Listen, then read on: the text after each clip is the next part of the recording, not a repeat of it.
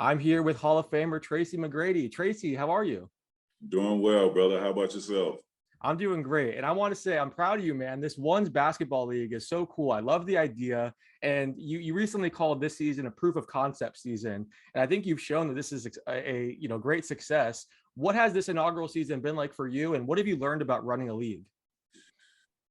It's been a lot of fun, man. A lot of fun, a lot of joy.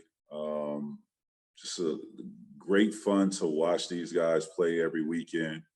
I told them I have become a fan, and before creating this league, um, I had all the confidence that there's a ocean of untapped talent out there that I think people would be uh, thrilled and entertained by, when they see their skill set.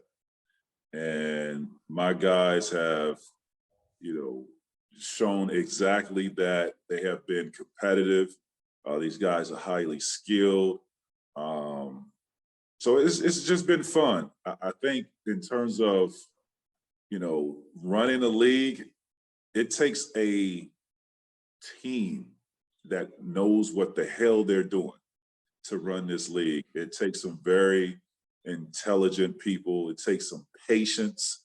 Um, but all in all, I think where we are today and what I thought about back in August, I've over exceeded the expectations for this league. Yeah, the Ones Basketball League finals are set for July 15th and 16th in Las Vegas. 22 players competing for a 250K prize. Pretty exciting. I know the Big Three has had success signing a bunch of former NBA stars, some international stars. As the OBL grows, are you hoping to add former NBA or NCAA stars to the mix too? No NBA players. I mean, for my league, I don't want NBA players with 2 or more years experience. Mm. This is for these guys that have been told they're not good enough, has some doors shut on them, and but still has, to me, I believe, has a great skill set that we could sit down and enjoy for 2.5 hours. And I have 22 of those guys that have proven that that concept is true. And these guys are the ones that's going to make the league go around and come back next season and hopefully a season after that. But no NBA players for me. That's not what I want to see. I want to see those guys that was told they're not good enough and didn't get those opportunities that I'm providing for them. That's awesome. I like that. During your prime, let's say, 2002, 2004, that range, you made the game just look so effortless. You would score 40 points on an elite defender, make it look like nothing, look so easy. At that time, how many people on the planet are beating Tracy McGrady one on one? Oh, it's not many. It is not many. I mean, but we are talking about professional scores. Your Kobe Bryant, Vince Carter, Paul Pierce, Allen Iverson, LeBron. We're talking about some professional, elite talent. So I'm a realist. Will I beat some of those guys? Absolutely. Will they beat me? Absolutely. I mean, we all going to take some L's. I love your relationship with Kobe Bryant. During your prime, there was an intense debate between who's better, Kobe or T Mac. I was a T Mac fan. I grew up in Land O'Lakes, so big Orlando Magic fan. I had the wristbands, the shirt, the shorts, so I was Yeah. Team T Mac all the way. But that was a real debate that was raging back then. And I'm curious. You guys started as rivals, and then later became, really good friends, had a close relationship. What are some of your favorite Kobe Bryant stories?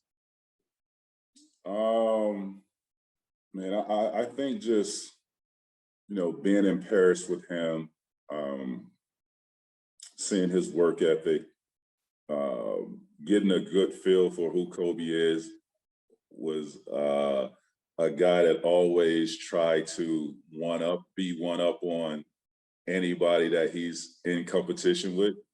Um, I found that he was very intelligent, um, just really had things figured out at an early age. Like he's such incredible way of just seeing life and how he saw things. It was, I mean, just to sit down and have those conversations with him, man.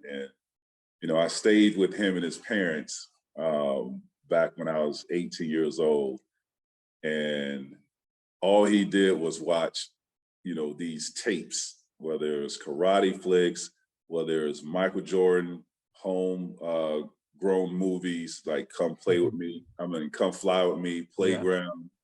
Love karate flicks though. And just to be around that, man, and you know, go through his career and what he became, just an icon and such an inspiration to a generation of people.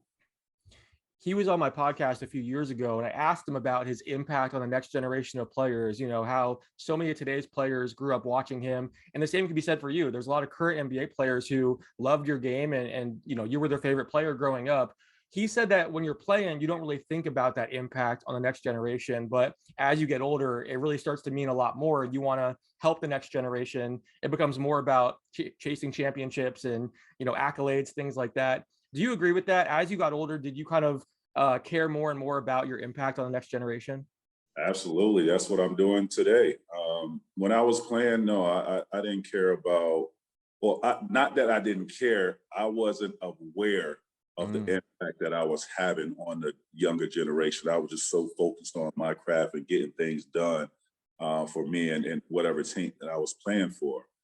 So I was in that moment. But yeah, after retirement and realizing, hearing all these the players coming out and saying how I inspired them was, something that, it feels good, right? I mean, it's a cool feeling, man, to know that you inspired a lot of these guys that are playing in the game today.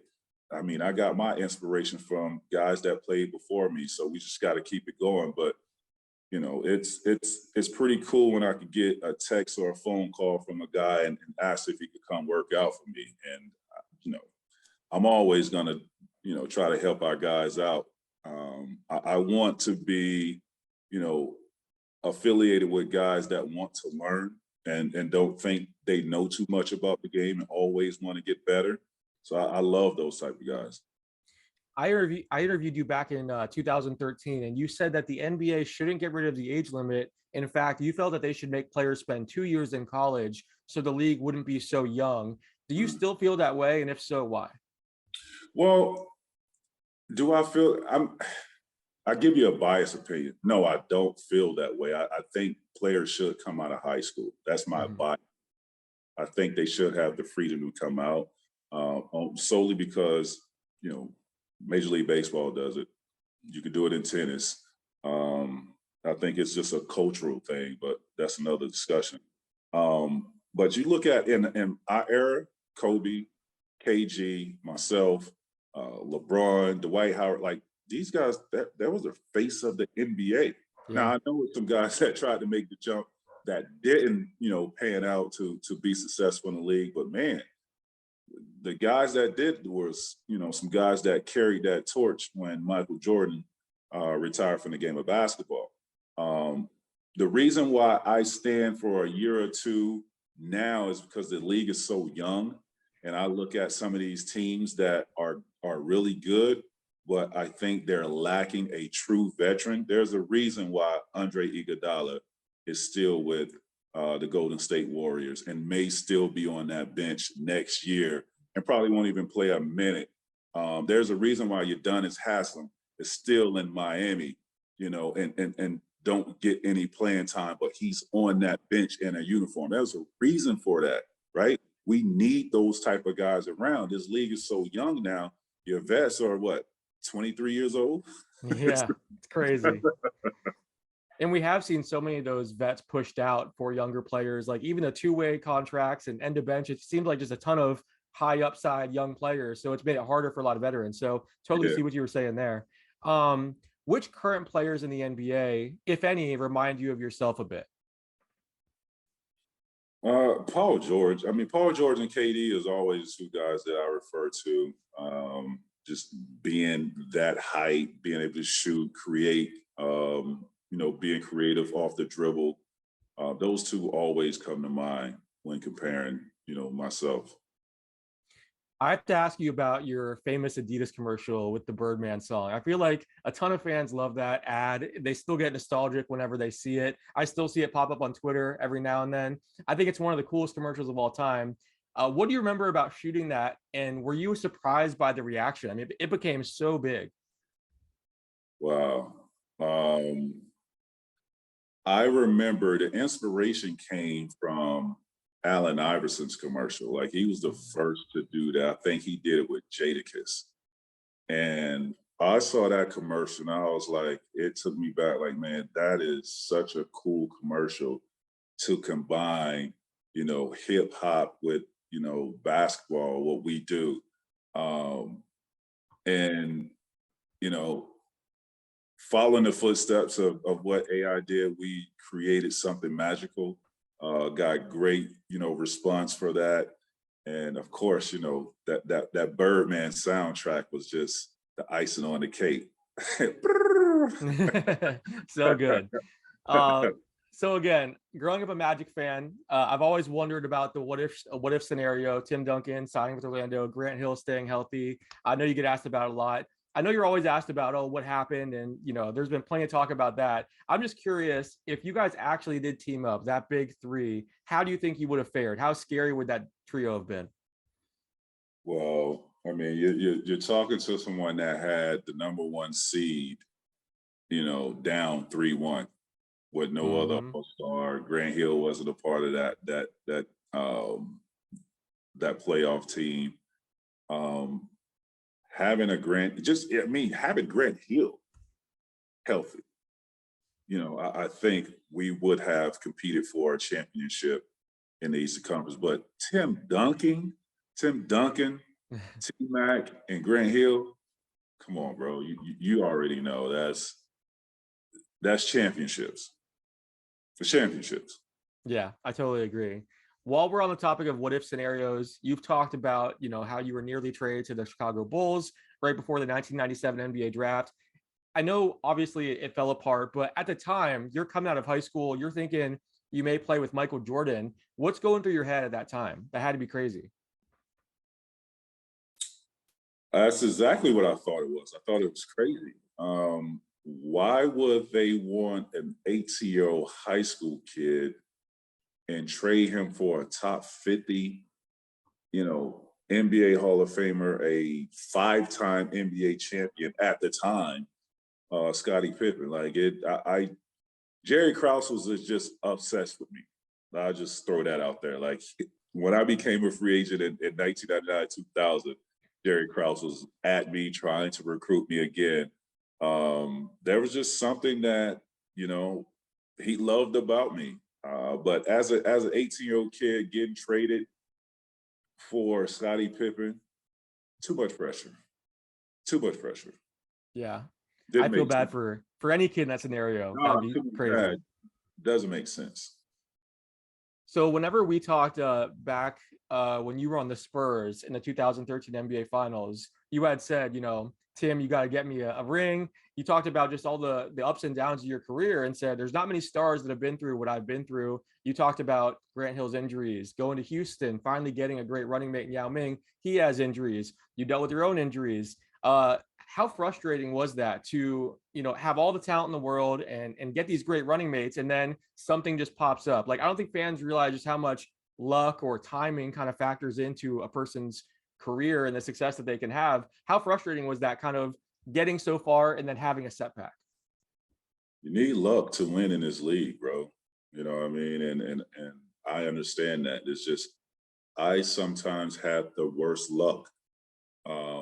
Being healthy in Orlando and being there for 4 years and only playing 47 games with Grant Hill, it's just bad timing. You know what I mean? Going to Houston and having some of those runs with Yao, and then when we have our runs and that we finally have a piece that I feel is going to take us to the next level when we got run our tests, it's like now it's time to compete for a championship because our young guys are developed. We got veteran guys. we got Yao, T-Mac. Like we had everything that we needed to compete for a championship. But my knee is blown out. I'm done. I'm not the same player. So the timing and just bad luck at that time was just, I mean, it was very frustrating. I think, you know, the worst one was when we signed Ron Artest and I couldn't, you know, be who I was as a basketball player, play at that high level. That was the most frustrating and depressing time of my career.